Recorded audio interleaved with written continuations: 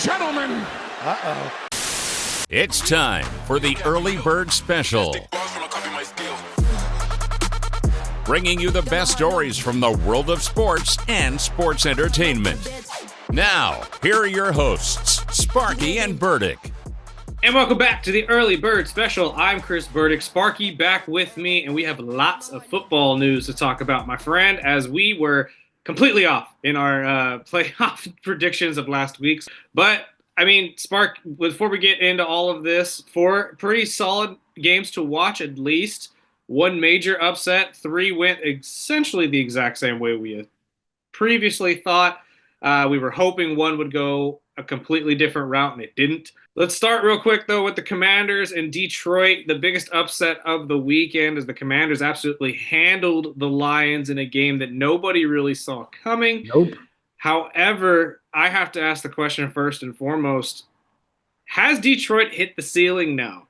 Especially with now essentially losing their offensive and defensive coordinators going forward. Sparky, what do you think? Have we seen the best of the Lions?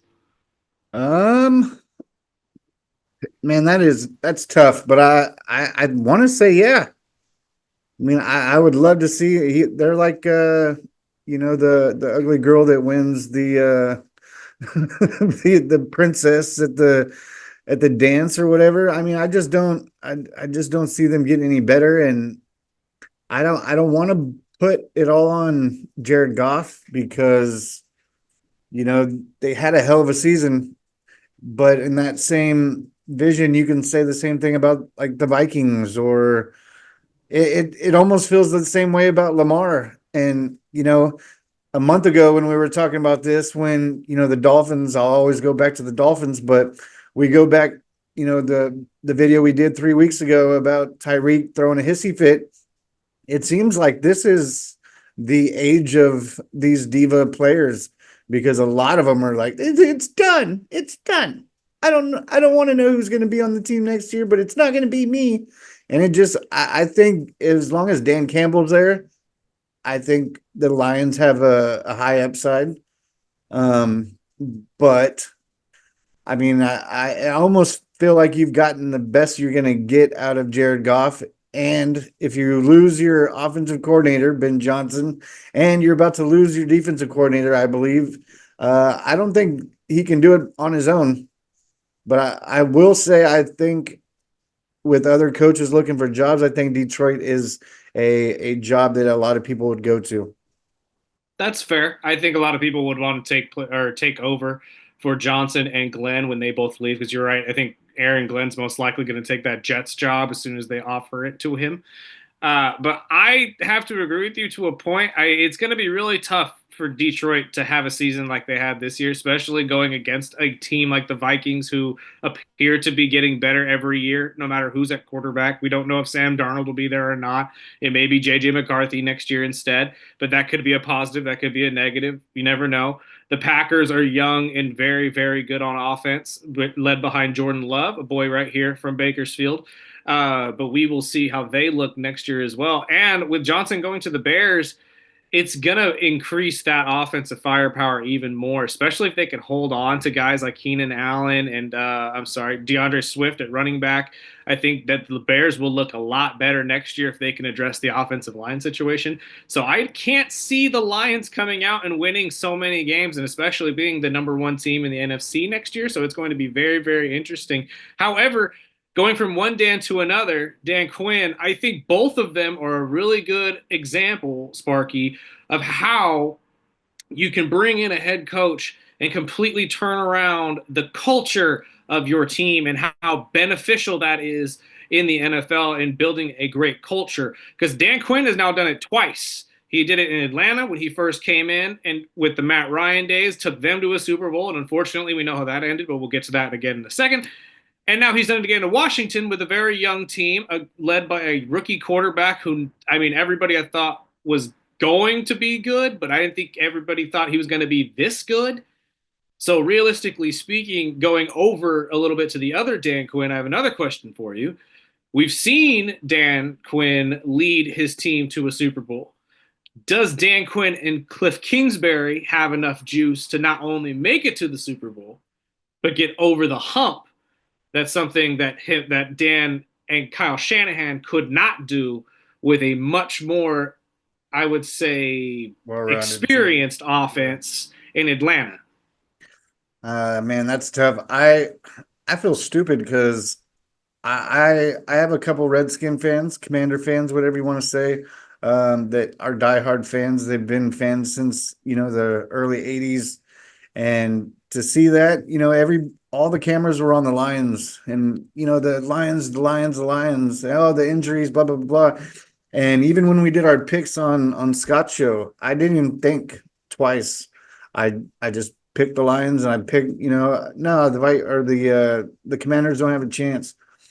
And just to see them, flourish how they are at the end of the season right now, and that team has got a lot of talent, but it's under the table type talent that people don't talk about, like the McLaurins, and everyone was stepping up. Zach Ertz, all these guys were stepping up when they needed, and I'm gonna ride that Redskin or Commanders or whatever.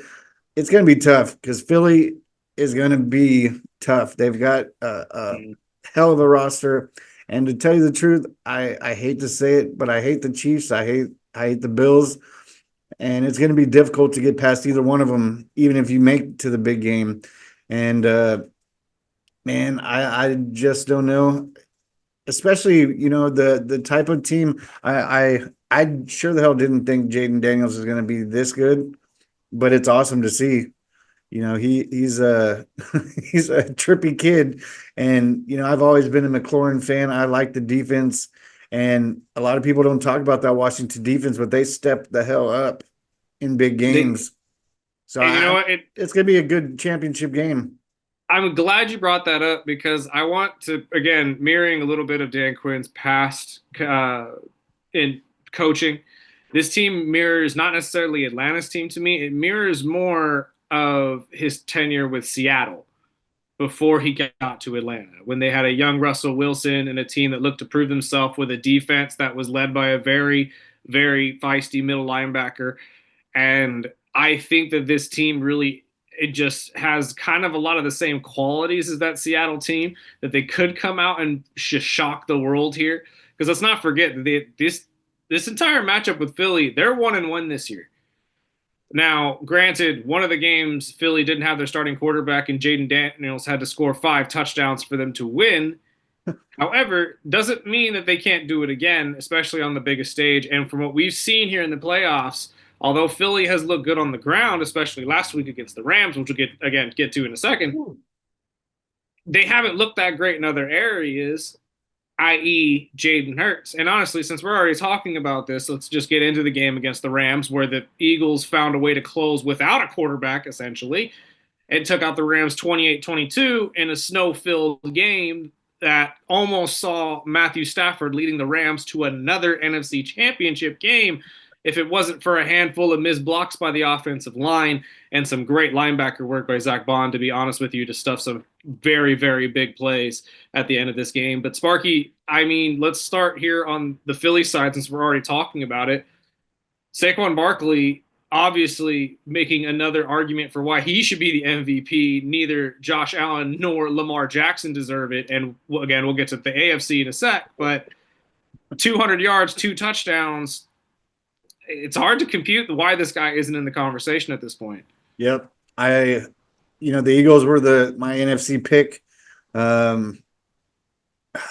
It's going to be tough, and I don't know if we're going to get 80% Jalen. I don't know if it was the weather that was just hard on him, but I don't think the weather is going to be much better this week. Well, he ran the ball 7 times for 70 yards. He clearly had no issue on the ground. So I think if they're going to get past a team like Washington, they're going to need the AJ Brown. They're going to need the Devontae Smith. They're going to need, some extra help. Or Barkley just takes over the game, because Barkley is on a run right now, and I would love to see it. I don't think there's a player in the NFL that is better than Saquon Barkley. I think we've all known it for a long time. He's just been on the worst possible team for him. Yep. And I was laughing about this earlier this morning, but somebody told me that every time Saquon Barkley breaks off a run for 50 plus yards, the GM in New York is just crying in the corner, making of all the mistakes that That were was just shown on horrible. live television. Um, and it's just that's what I kind of agree with you here, Spark, is the Achilles heel for the Eagles is clearly not the run game. The run game they have down pat, and I think that that's a great thing to have. But we've seen in the playoffs that you cannot focus on one side of the ball offensively if you intend to win anything. But I hope that hopefully by this upcoming week against the Commanders, we'll get Jalen Hurts 100% because I don't think that's what we're getting right now. I mean, No. he threw the ball solidly accurately. I could say that. But in terms of getting yardage and making the play as a quarterback, he struggled all game. And like you said, the weather obviously permitting. But as you see on the opposite side, Matthew Stafford threw for 324 yards and 2 touchdowns and damn near won the game. Yep. He And I honestly think could have won the game. Jaden could probably do the same thing or even better. So I think we're Exactly. going to So get a you, much better game. I don't know the line right now, but it should be a close one as long as long as Washington comes out to play like they played the last month. I mean, okay, the first game, week 11, Philly won in Philly 26-18. The second game, week 16, is the game in which the Washington team was able to come back and win 136-33 behind Jaden's 5 touchdowns in the air. I mean, I know you're not going to get 5 touchdowns from the rookie most likely in a playoff game unless we're going to see the greatest playoff performance by any rookie quarterback ever. But it's just something that could be boiling to another major upset this weekend in the NFC. So, well, I mean, it'll be exciting to watch. But let's swap over real quick to the AFC side of it all. The Chiefs and the Houston Texans. Let's start there, where the Houston Texans found a new way to lose. I don't know exactly how the hell this happened, but I can break it down pretty easily in some ways. Final score, obviously 23-14. Saw the Chiefs win another game defensively. I'll put in air quotes here. Special teams. Special teams had a huge thing to do with it. A lot of missed kicks from Houston's side. And not to mention, now Houston had more yards, 120 plus to be exact, no turnovers whatsoever, 15 more plays, had a higher third down percentage. Mm-hmm. Still ended up losing this game because of two major statistics, in my opinion, Sparky, and you can tell me if I'm wrong. Sacks, they let up 8 of them, especially a lot late in this game. I apologize for my voice breaking there a little bit. And then penalties. So, ergo, the referees getting into this again. And I know everybody's been talking about this point, so let's start here. There has been a little bit of evidence now that Patrick Mahomes, amongst others, I'm not going to say he's the only one to do it, but we may see a little bit of flopping going on here, or at least purposeful contact made by quarterbacks to gain flags. So where do you stand on this, Oh yeah. Sparky? I mean, I've watching Brady for 15 years, it's nothing new. These prima donna type quarterbacks, as a team, even just as a fan of football, you're always not going to want to see those types of plays. There's the same reason why the NBA viewership is down. Nobody wants to watch 53 pointers and a bunch of flopping and free throws. So, I mean, I see the same thing in Kansas City games. And just like Mixon said after the game, when you go to Kansas City, you already know what you're going into. So really, you can't sit there and blame the refs. If you don't miss the kicks, you don't, get sacked, 8, 9 times. I think they were hurried 15 times. Mm-hmm. It just looked like they didn't have a better play call or better offensive mind when it came down to how to stop shooting themselves in the foot. And the flop here, a flop there, that's going to happen. It's going to come. It comes with the territory when you're playing Kansas City. It used to be New England. You would never get the calls if you were playing in New England in the snow. And it's the same thing now. It's just playing in Kansas City with Mahomes. But I also think that they killed themselves spending too much time putting the double and triple on Kelsey when the others were the ones that killed him in the end. So um, that was a tough game to watch. I didn't think Houston should have been in the game in the first place. I thought that upset last week when they won. I was like, well, it's just a setup for Kansas City and Buffalo. But we got Kansas City and Buffalo again, so yay! And I think the rest might be a little confused on how to call this game. So I don't think the Kansas City Buffalo game will be as good as we expect. I'm just hoping the NFC game, the Eagles and Commanders are a much better game. What do you mean by as good as we expect? Like, are I you not just expecting it to be a high scoring affair, I or just think it's the same thing we've watched the last few years. I was excited to see, maybe Baltimore would get by them, or I was really hoping that Houston wouldn't have pulled the game last week, and it would have been, I think, a better matchup with the for Chargers? Buffalo, or I mean, just because of the defense in the division games. But I think it's the same thing with Houston. I mean, what's your overall look at Houston now with, going into what Stroud's third year? This will be his second off season. He blew up as a rookie, but now there's a ton of players on that team. They have no receivers, I believe, coming back that are under contract except Nico. Um, Well, that's a I good one don't to know if have, it's to a be thing honest with that's you. our teams are exposed, or are they just on a different level? If Kansas City and Buffalo are up here, is Right. Houston more of the, Cincy, Baltimore type level, or uh, I don't know, but that was an I mean, ugly game. Cincy even has their moments of looking like they should be chief level play, especially on the offensive side. If they can get the defensive problems fixed, they could be back in the Super Bowl very quickly as well. So you never know. But I think this is still a chance that this is the year that Buffalo takes that big step over Kansas City. And I'll tell you why. Kansas City still struggles to score over 30 points. Regardless of how many times they win, I think that you've heard it throughout the entire Houston post game that going into this, you know that you're playing against everybody, including the referees. And eventually there has to be a breaking point of, okay, we have to outrun them then. Well, one of these teams has to, and I don't mean on the ground, I mean, we have to outscore these guys almost every single time. And I think if there's one quarterback that can do that this year, it's Josh Allen. As much as I love Lamar and as much as that entire offense in Baltimore looks better on paper, when you really boil it down, you have to have a quarterback that is willing to make throws that can just get over the top of some certain Yep. defenses. And Lamar doesn't have that ability. Josh does. Yep. And I think these matchups have gotten closer and closer each and every time. Let's not forget, Josh should have at least won one of these a couple Mhm. years ago. They changed the entire overtime rule in playoffs because of the outcome of Buffalo and Kansas City a few years ago. Yep. So, realistically speaking, Josh isn't that far behind at No. all.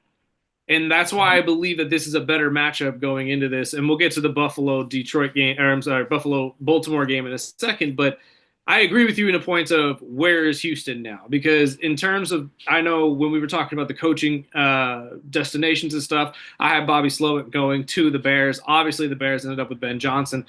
I don't think Bobby gets even a consideration anymore, period. Yeah. Because you look at how this team ended this season, and I know I've said it in a couple or in a couple videos now. If Jacksonville played any bit of maybe 75% of their potential this year, they could have beat Houston out for this division Mhm. easily. Yep. The only teams that, and actually the Colts could have too. If Anthony Richardson didn't have his entire blow up situation and get hurt this year and have to take time off or plays off and stuff like that. And I know this was a big growing year for him in terms of being a professional, which is fantastic. However, if they played to any bit of maybe 75% of their potential this year, anybody could have blown out Oh Houston. yeah. And that division will continue to be like that. Exactly. And it's much like the NFC South right now where you really don't know where everybody is. Mhm. But it's one of those points where I have to agree with you. As nice as CJ Stroud and these offensive weapons look on paper, Joe Mixon was one of the best fantasy football running backs all year as well. Scored a shit ton of points for you. But where where was the production at the end of the year? And that is where you need to figure that part out, is that you need to sustain that greatness throughout the season, whether that means picking up more pieces to giving these guys a little bit more time off the field and a little more time in somebody else's hand, the ball getting in somebody else's hands, what have you. I don't think Houston's very far behind from these guys at all, but I do think they at least need 1 to 2 more years to put that together. So, but And it's a growing regardless, league. I mean, every year these defenses are going to adapt and get better. I think if we're going to move over to the Buffalo game, yep. I think I was hoping that Baltimore would be the one, but once again, I was wrong, and I'm gonna. Well, you weren't though. Let's start though how this game ended. So let's start at the end and move backwards, as it were, with that 2 point conversion that wasn't, and is a very, I would say, eerily solid indication of Mark Andrews' entire year this year. But a drop 2 point conversion that would have tied the game at 27 and probably thrown it into overtime, giving Baltimore enough time to turn this game around and potentially win, ends up being the reason they lose. At this point right now, I know you're about to go on with your tangent about the Baltimore offense. So let's start there. You went and got the pieces. You went and got Derrick Henry, and in my personal opinion, again, criminally underused him at only 16 carries for the game. That's stupid. What's going on? Yeah, it was just ridiculous. The play calling was horrible. It almost felt like the game plan was ridiculous. I mean, they knew what they were going to get out of Buffalo, and just as a Dolphin fan, to make a Dolphin game close with the Bills, you got to run the damn ball, and you got to run it and run it and run it. Even if it's not working, run it, run it, run it, especially in a cold ass game. But I will give it up because one, that final drive, which the play call of throwing it to Andrews Mark after he had Andrews. fumbled and ruined the game before the Well, last but drive. okay, to be fair, Mark Andrews had 11 touchdowns this year, a career high. He just, He had every a other good stat catch. was about half of what it was the last time he had 17 games in a season. But, and this is the other question I want to pose before we actually put all the blame on Mark. This is now multiple times that Lamar has come up a little bit short in these big situations, and he himself says that he gets antsy in these situations. Oh, you could tell. Do you think, though, as John Harbaugh, you should have known this by now? I mean, come on. We've seen it over and over and over with Tennessee and everybody else. You lose with Derrick Henry on your team because you don't give him the ball. Mm-hmm. That is the long and short of it. If you give Derrick Henry the ball 20 to 25 times in a game, more than likely you're going to win that game. Yep. It's just going to happen. So, do you, as a head coach, John Harbaugh, need to step up a little bit and rip that ball out of Lamar's hands and say, you have to stop. If we are going to win, you've got to be okay with letting it go. Well, the second to last drive where Andrews fumbled, Mm-hmm. they were getting things back to normal. Henry had a couple good runs. Justice Hill had a couple good runs, and then the fumble. I said, okay, well, there's plenty of time. They put up the stop, or they closed them down to a field goal. It was up to 8 points, and then Henry wasn't even in the game that whole drive until the 2 point conversion. So I was screaming at the TV. I was like, where the fuck is Henry?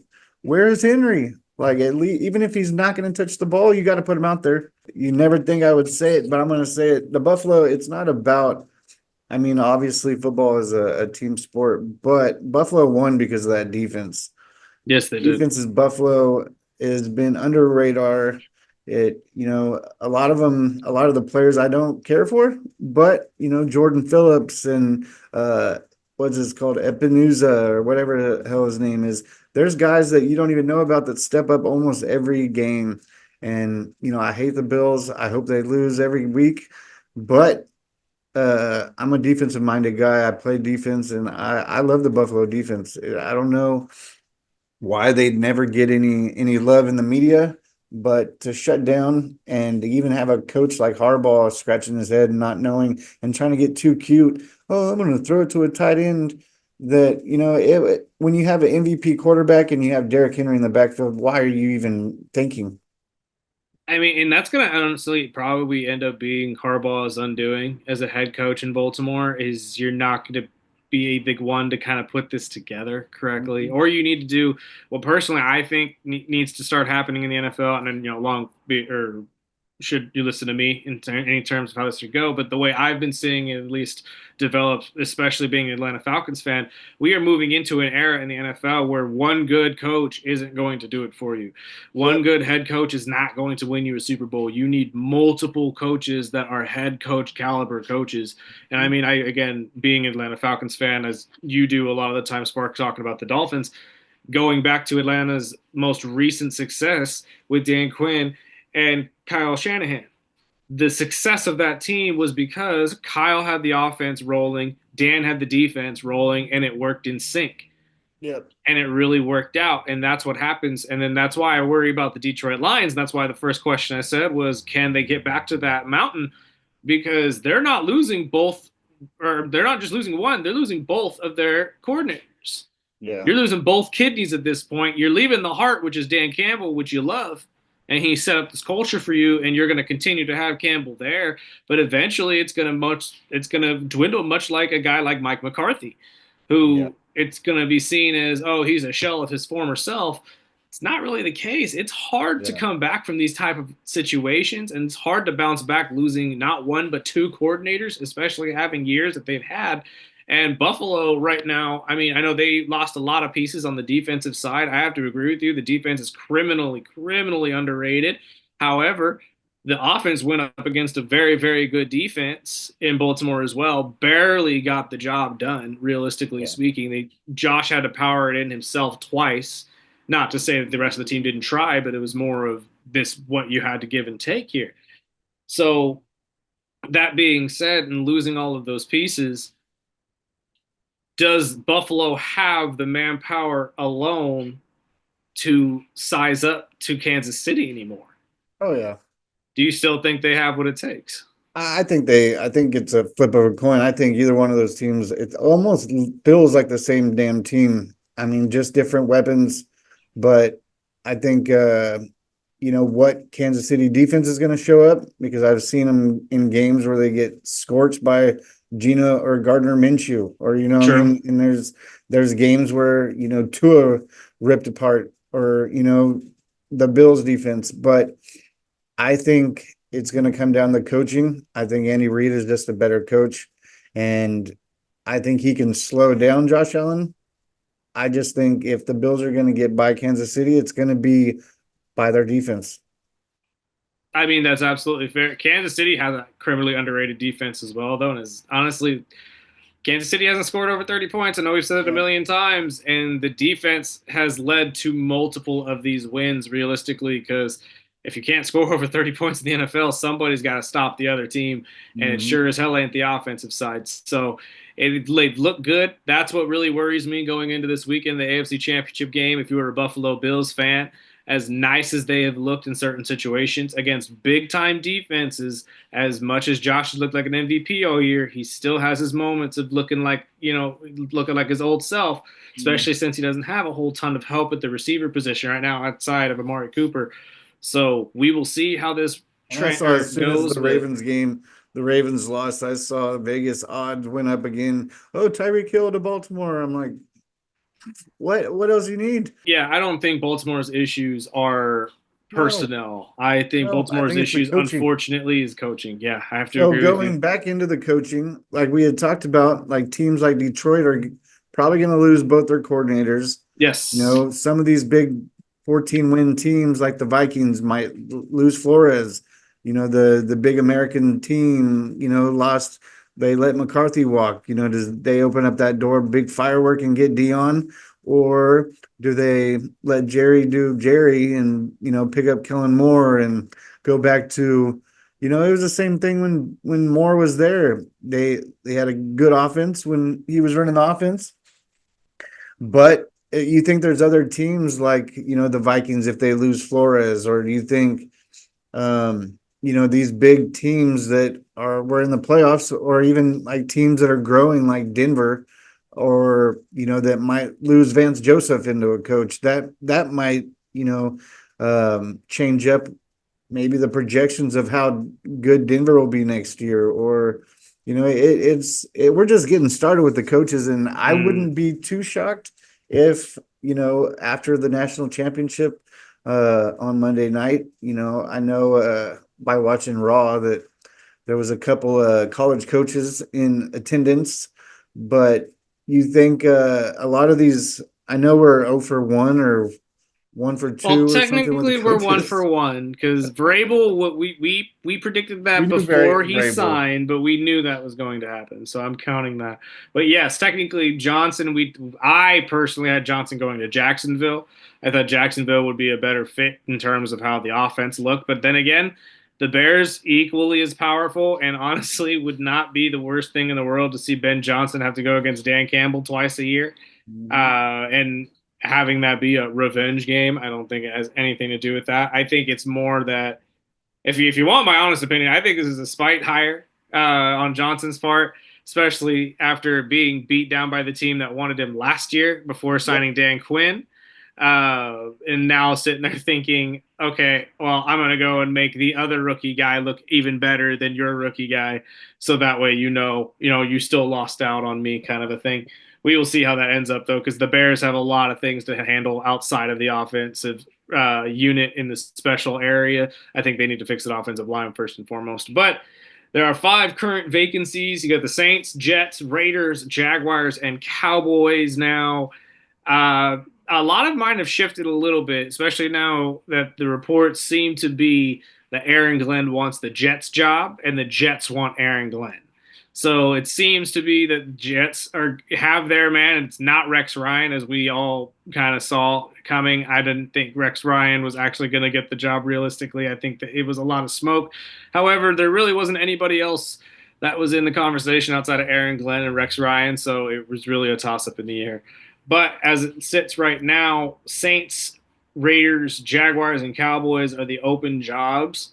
I like, honestly, the biggest ones that are moves to me. I think Raiders. I'm gonna move off the Dion to the Raiders move. I don't think that it has a lot of steam anymore. Now we've heard Dion to the Cowboys. I don't think that has a lot of steam either. I think Dion likes to flirt with the idea of coming back to the NFL, but I think he's happy in Colorado and what he's building out there, much like we've already mentioned multiple times. He's got a culture out there in Colorado that is just flourishing. And you have a young quarterback that just signed on with you in Juju that's going to be a fantastic player to help mold and create something even bigger on the football field. So I think he ends up staying in Colorado unless they end up having a really, really bad season again next year. And then maybe he ends up hitting the dusty trail, but I just don't see that happening this year. Cowboys, however, I knowing how Jerry Jones likes to run his stuff, and I mean, if you watch Landman, you know what he's all about, apparently. But I think he sticks with Kellen Moore. I think he likes Kellen Moore.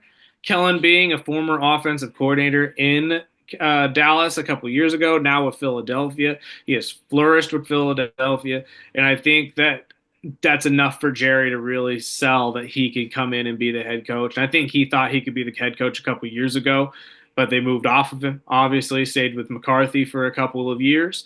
And I think it's just time for Jerry to pull in, who loves pulling in people he knows and loves. Let's be honest. It was either going to be that. I know he's flirting with Jason Witten or is throwing that name around. I don't think there's any actual. Isn't he a high school coach? Yeah, I don't think there's any possibility that Wayton comes back as a head coach. I could see him coming back as maybe a tight end coach.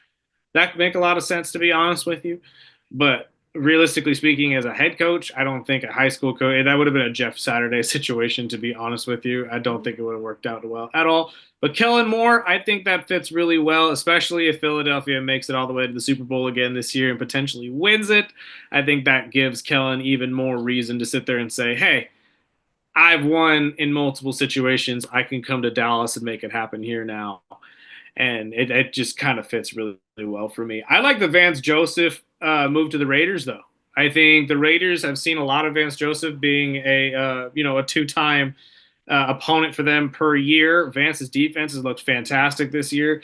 And I think you need a big culture change with the Raiders, but not as big as some other teams. I think Pierce came in and started a really good culture change in a sense of being rough and tough and defensive minded. And I think with this move, especially with guys like Max Crosby and Wilkins on that opposite side, I think that'll work out really, really well for them. And honestly, I think Vance does a great job at utilizing his front seven and making them look great, especially with some awesome blitz packages. Another person I could see there, though, is Robert Saleh. And I think that's picking up a little bit of steam here. I think Robert got the bad end of the stick in New York. I don't think he should have been fired at all. I think he did a fantastic job as a head coach, especially on the defensive side for the Jets. I think that the culture just was moving in a different direction, and they went with the guy they thought was going to be able to get them there. And the Jets made the decisions that they made, and the Jets are going to jet. So that's all that really matters at this point. And then the last one that I have to look at here, I'm sorry, the last two, Saints. I like Mike McCarthy. I think Mike McCarthy could be an interesting spot for. I think Mike McCarthy could be an interesting coach for the Saints to come and bring in a winning tenure, because Mike is a winning coach. McCarthy I saw a picture with McCarthy bringing Rodgers to New Orleans to reunite. I'm like, oh God, I can't see that. Honestly, I think Aaron most likely either retires or stays with the Jets. I think that's really the long and short of it. I don't think Aaron really wants to play anywhere else, and if he does, I don't think he wants to play football anymore. Period. I think he's done. We got to remember the man's 40. And he's got a life outside of football, and I think he enjoys that life. So I think it's time for Aaron just to pack it up and move. But I do think the McCarthy could be the guy, or Cliff Kingsbury in Washington if they want to wait a little bit longer. But I think either one of those guys could be a really good move for the Saints to come in and kind of revitalize the offensive side of the ball and figure out what you can do to really come back in a NFC South that is very much gettable from anybody's perspective, even the Carolina Panthers. I'm not even going to hate on the Panthers. The way they finished this season, I'm thoroughly impressed, and they could easily make a run at it next year. And the final one I'm looking at here, Jaguars, which is the job that really I don't think anybody wants, which is kind of sad to say. But the only one that I can see that kind of makes sense is Joe Brady, the offensive coordinator for the Bills. I think that he has a really good tenure with high-caliber quarterbacks that need to prove themselves, and I think that that's a good start for him with Trevor Lawrence.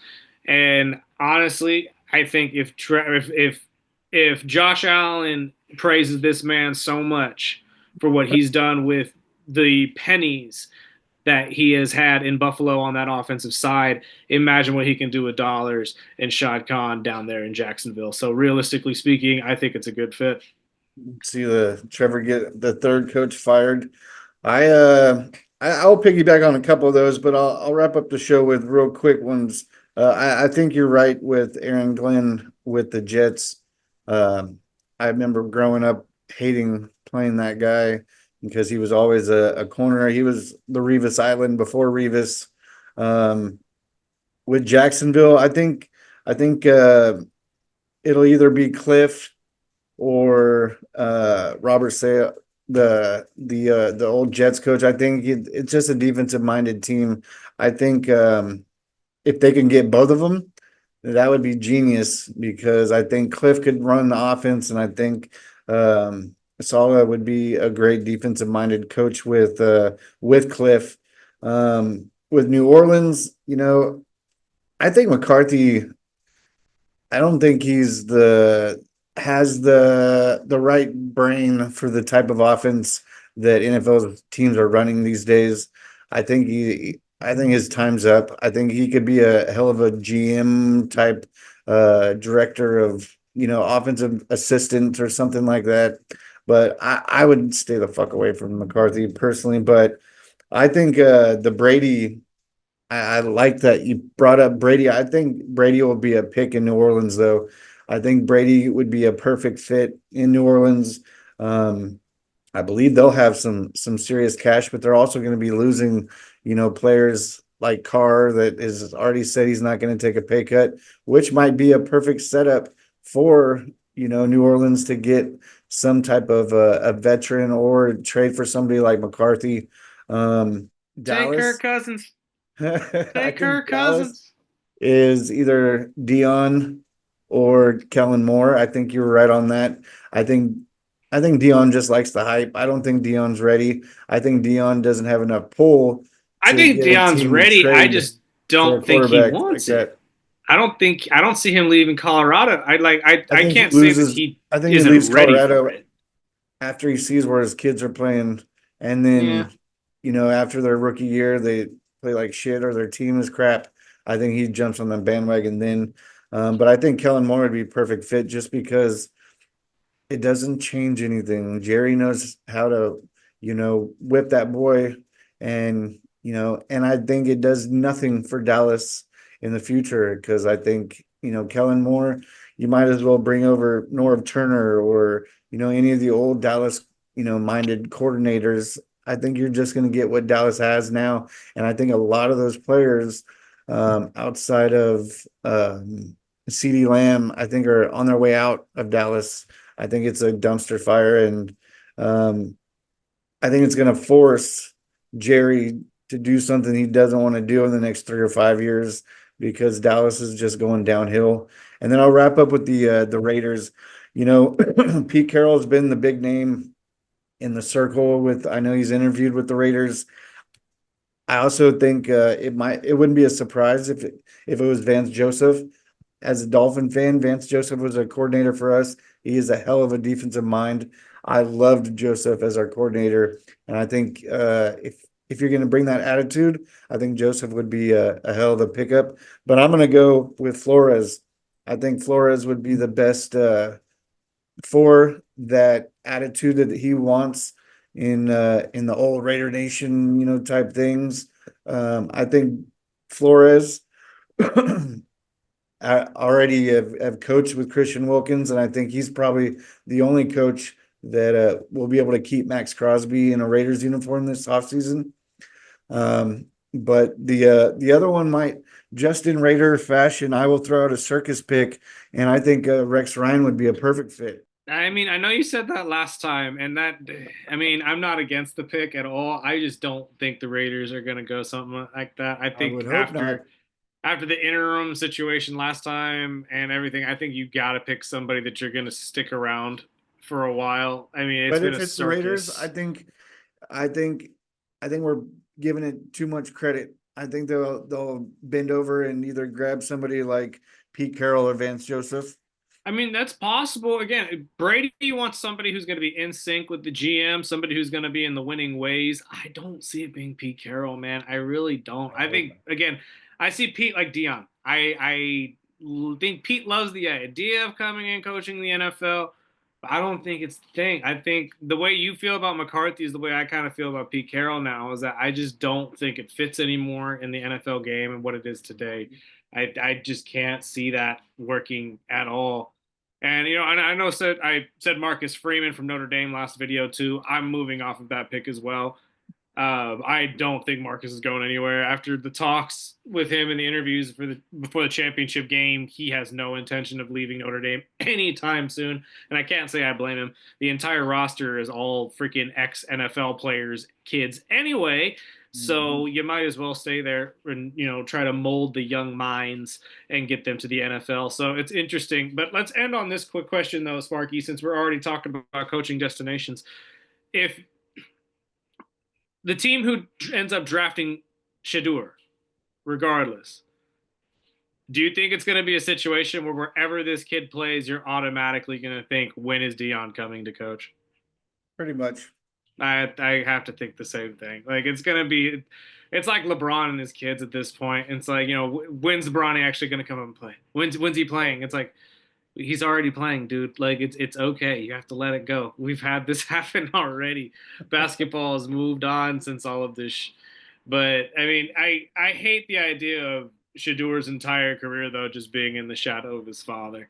Of I think course. Shadur could be really really good in the NFL if they actually gave him the right situation and the right uh, coaching and leadership, which I think a lot of people should learn again from the Commanders and the Lions, Commanders specifically, because if you really think about it, dude, the turnaround, losing not only your head coach, but you have an all new quarterback, all new head coach and coaching staff, a new ownership staff. I mean, because they had to change owners in this entire situation. It's been an incredible turnaround for the Commanders and the change of their culture. So if you're a team like the Dallas Cowboys, honestly, you need to start making moves that are smart in that direction, in my opinion. Yes, But sir. That is all we got for you in this video. Sparky, you got anything else before we sign off here? No, join us Saturday. I believe we might just be live for Saturday night's main event. Follow our channel. We got some big things coming up, and yeah, we'll talk to you on Saturday. Hopefully have some tickets to give away as well from our friends at the Well during that live stream, so you'll have to listen out for that as well. But that is all we got for you in this video. Once again, like, subscribe, follow us on our Instagram, Facebook, our TikTok, which is still alive, thank God. You'll see a lot of reels and stuff like that coming out of that here in the next couple days, or days to weeks, hopefully. But that is all we got. So thank you guys for listening. Thank you guys for viewing as always, and we'll catch you in the next one. Peace out.